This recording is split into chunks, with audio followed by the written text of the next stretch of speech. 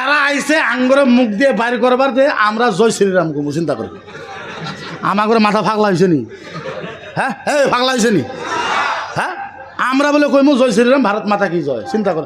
এই আমার করে 10 বার মারে হেলা 10 বার চিন্তা কর, তারপরেও তোর ভারত মাতা জয় কইতাম না, তোর জয় শ্রীরাম কইতাম না।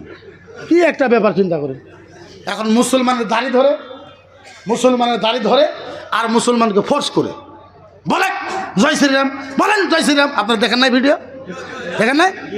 মুসলমানের দাড়ি ধরে আর কইল ক জয় শ্রীরাম। আরে ধর্ম তোর ভগবান, তুই জয় শ্রীরাম, তুই গো আমি কইমু করে।